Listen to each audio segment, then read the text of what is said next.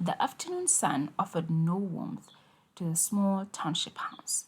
Inside, Gogo Flora, 72 years old, frail and thin, sat quietly in her worn armchair. This was her home, but today the quiet was broken. Her daughter Naledi had just walked through the front door, carrying two bruised suitcases and a broken heart. After marrying young and spending 15 years away, Naledi's marriage had completely collapsed. Clinging to her side was her 10-year-old daughter Ngoedi, whose wide eyes took in the heavy silence of a grandmother's home she barely knew.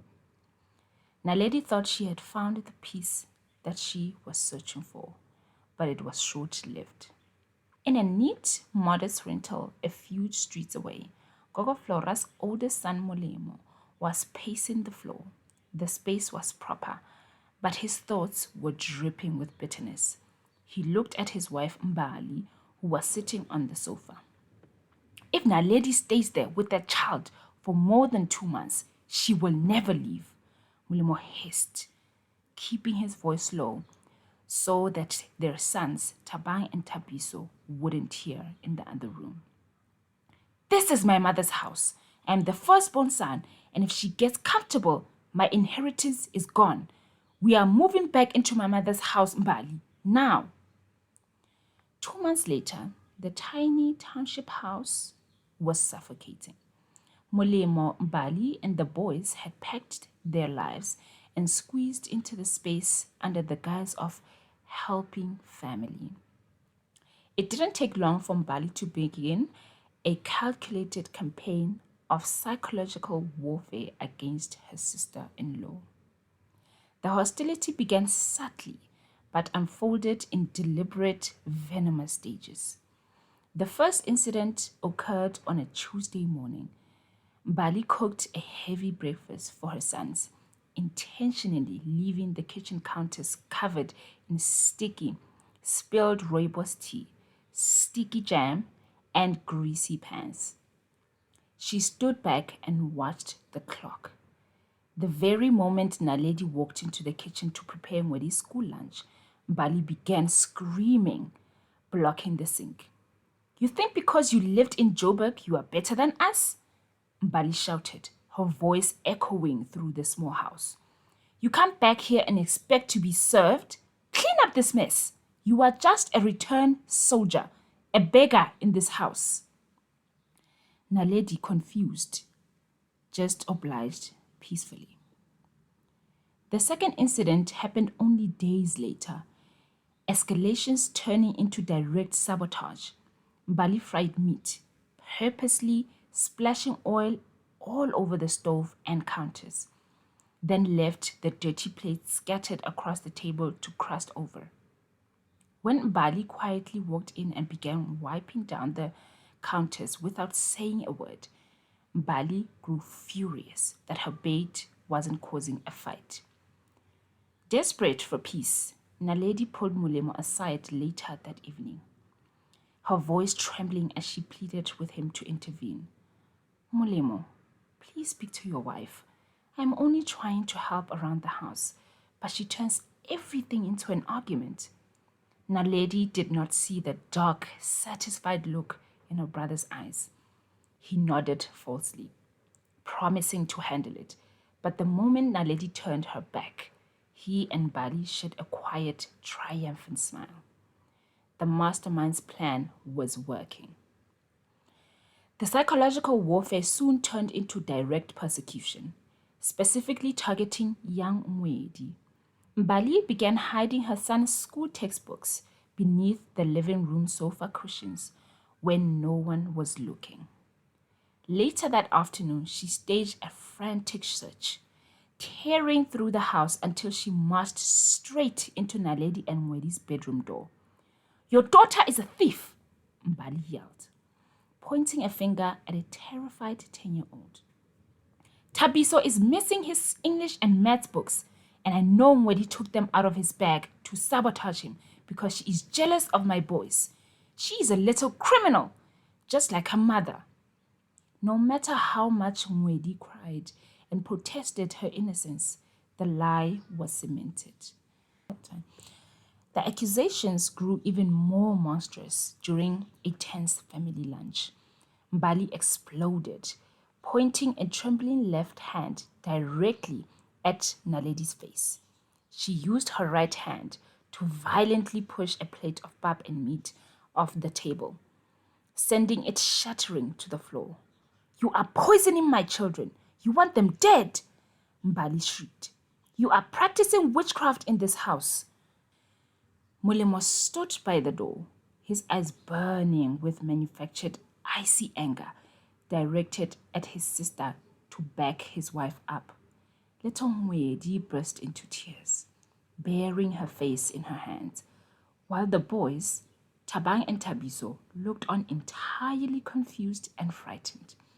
Frail old Gogo Flora could only watch from her armchair, her heart breaking as she witnessed her home turn into a living hell for her daughter and granddaughter.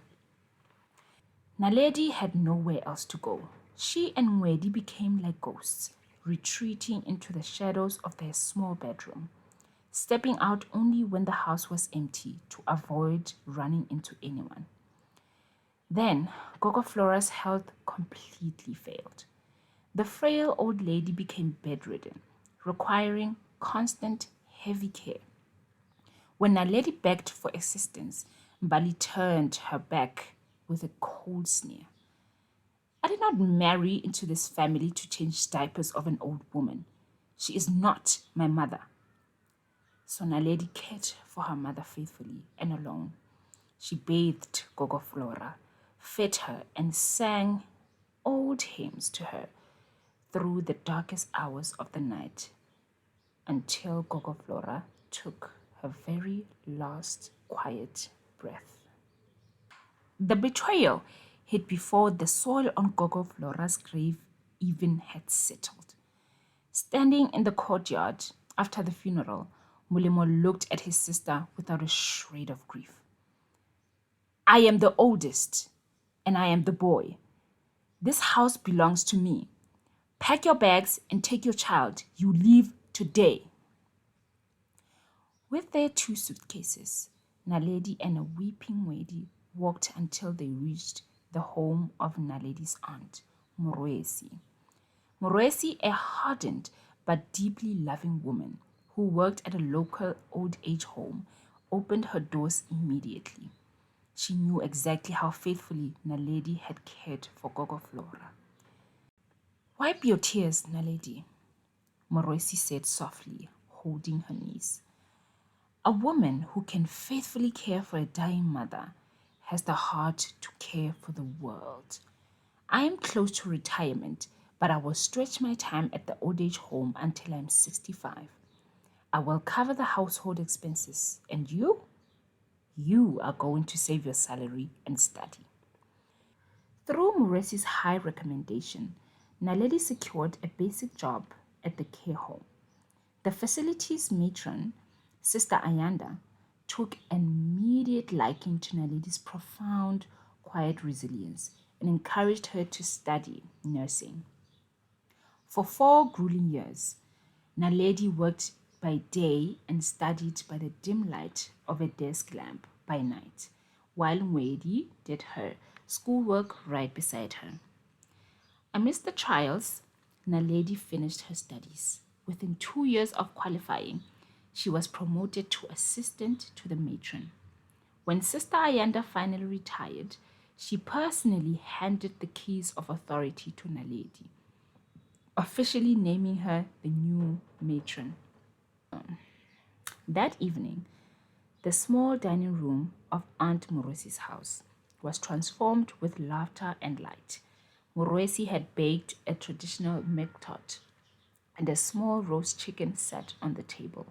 Ngoedi, now 16, had crafted a beautiful banner out of colored paper that read, "Congratulations, Matron Naledi." Moresi raised a glass of juice, her eyes shining with pride. "I told you, Naledi, you enjoyed the fire, and look at you now. You are the matron." Naledi wept tears of absolute joy. holding her aunt and her daughter tight, finally feeling warmth of true achievement. Over the next 2 years, the household settled into a peaceful, prosperous rhythm. Aunt Moresi, having stretched her employment to age 65 as promised, finally retired from the old age home. She spent her days tending to a small garden and watching Ngoedi thrive in high school. Over the next 2 years, the household settled into a peaceful, prosperous rhythm. Aunt Moresi, having stretched her employment to age 65 as promised, finally retired from the old age home. She spent her days tending to a small garden and watching Ngoedi thrive in high school. But as the months went on, Moresi's energetic steps began to slow. She developed a persistent cough and a profound fatigue that she quietly tried to hide from Naledi. Eventually, her strength failed entirely. Naledi, now equipped with years of professional nursing expertise, recognized the symptoms of a failing heart. She stepped into the role of caregiver once more, but this time it was filled with profound gratitude. She kept her aunt comfortable, pain free, and surrounded by love in her final months. When Moresi passed away abstractly at the age of 67, she did so holding Naledi's hand. Moresi left a final gift. Her house belonged to Naledi.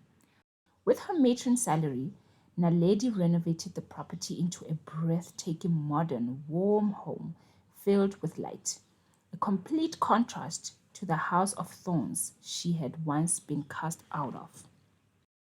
2 years later, while walking through a shopping mall, Naledi ran into Molemo and Mbali. They looked weathered, their faces lined with the bitterness of their own greed. Mbali took one look at Naledi's elegant, professional clothes and sneered. Look at you. Which rich old man are you exploiting to buy clothes like that? Naledi didn't blink. She looked at her brother, then at Mbali, adjusted her handbag, and walked away without uttering a single word. Her silence was her loudest answer. Another year passed. Mbali's own mother became gravely ill, requiring intensive, specialized medical care. Desperate to find the absolute best facility in the province, Molemo and Mbali were directed to a beautiful, prestigious estate called Gold Leaf. They walked into the immaculate, sunlit reception area, looking tired and stressed. A professional nurse behind the polished desk greeted them. Welcome to Gold Leaf, the nurse said gently, looking over their admission inquiry forms. The fees for our full-time memory and physical care wing are quite high, 25,000 rands a month. Before we proceed, do you have any immediate family members currently working here? Our policy offers a 50% discount to relative to staff. Mbali sighed heavily, exchanging a grim look with her husband. No, we don't know anyone here. Molemo leaned forward over the desk, his voice desperate. Look, we really cannot afford the full price. Is there any way we can speak directly to the matron? We just want to see if we can make some sort of financial arrangement or a payment plan. Please, we beg you. The nurse smiled professionally. Let me see if she's available. She stepped back into the executive offices. A moment later, the secure glass doors clicked open. Walking out into the lobby was the head matron, looking immaculate and commanding in her crisp uniform. Molemo and Mbali's jaws dropped. Mbali clasped her handbag tightly to her chest, her face turning pale as she staggered back a step.